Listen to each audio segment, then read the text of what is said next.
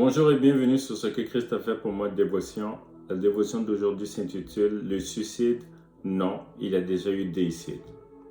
Je lisais un article cette semaine qui parlait d'un jeune médecin qui s'est enlevé la vie à l'âge de 35 ans, laissant derrière elle un mari et un jeune garçon. Et cela m'a choqué, bouleversé.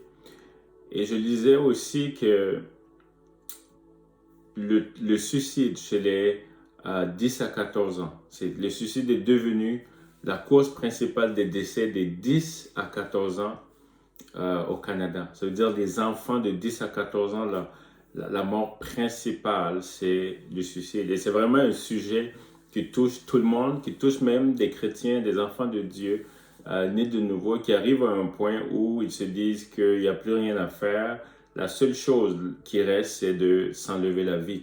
Et le suicide, c'est, comme je viens de le dire, c'est une décision volontaire et voulue de s'enlever la vie parce que on se dit qu'il n'y a plus rien à faire. Dans notre système de pensée, c'est la seule solution qui reste, c'est la seule carte qu'on peut jouer pour mettre fin à ces souffrances. Et face à cela, j'aimerais donner juste 4 points pour ceux qui vivent ou qui ont des pensées de suicide, de s'enlever la vie. Le premier point, c'est qu'il y a toujours une solution quand il y a un problème.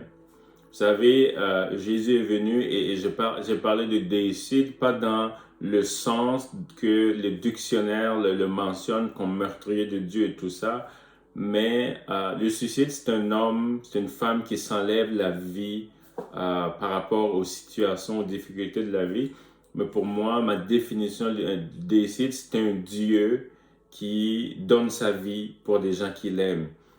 Personne n'a enlevé la vie de Jésus, personne ne lui a arraché sa vie. Il s'est donné lui-même par amour pour l'humanité qu'il est venu sauver. On le trouve dans Marc 10, le verset 45, qui dit « Car le Fils de l'homme est venu, non pour être servi, mais pour servir et donner sa vie comme la rançon de plusieurs. » Donc c'est volontairement que Christ lui aussi donne sa vie pour apporter la solution à l'humanité, pour apporter la solution aux souffrances et aux difficultés de toute l'humanité. Et ce premier point dit qu'il y a toujours une solution. On peut venir à Dieu, on peut venir à Christ qui a déjà fait cela, qui a déjà donné sa vie, qui est déjà mort pour nous, pour apporter la solution et pour dire à quelqu'un, tu n'as plus besoin de t'enlever la vie comme solution.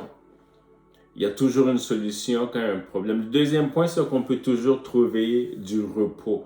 Généralement, on arrive à vouloir s'enlever la vie ou arriver là parce que il n'y a pas de repos dans notre âme, il n'y a pas de repos dans notre pensée. C'est tellement difficile, on ne voit plus quoi faire, on est tellement accablé.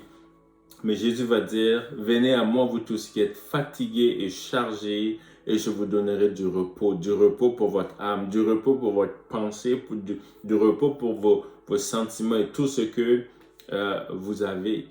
Donc on peut trouver du repos, c'est juste de venir à Jésus puis dire, j'en peux plus, viens, donne-moi du repos, décharge-moi de tout ce fardeau que je tiens dans ma vie. Et le troisième point que j'aimerais dire, c'est que peu importe la lourdeur ou la difficulté de la situation, c'est un temps, c'est temporaire, une saison. Et la phrase que j'aimerais dire, et j'aimerais que plusieurs retiennent, c'est celle-ci. Il ne faut jamais prendre de décision permanente pour un problème temporaire. Tous les problèmes, toutes les difficultés qu'on peut vivre sont temporaires, comme les saisons de la vie. L'hiver, vous ne jetez pas tous les manteaux ou vous ne jetez pas tous vos vêtements d'été en disant c'est trop long l'hiver, c'est trop long ce froid et tout ce qui se passe, je vais me débarrasser de tout ce qui n'est pas de l'hiver. Vous ne posez pas, vous ne prenez pas une décision permanente pour un problème ou une situation qui est temporaire. Et le suicide, c'est une décision permanente.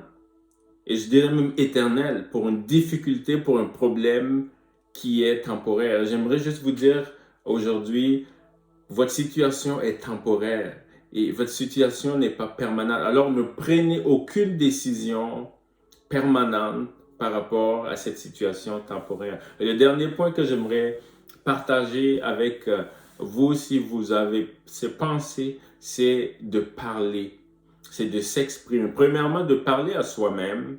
Vous savez, on peut se parler.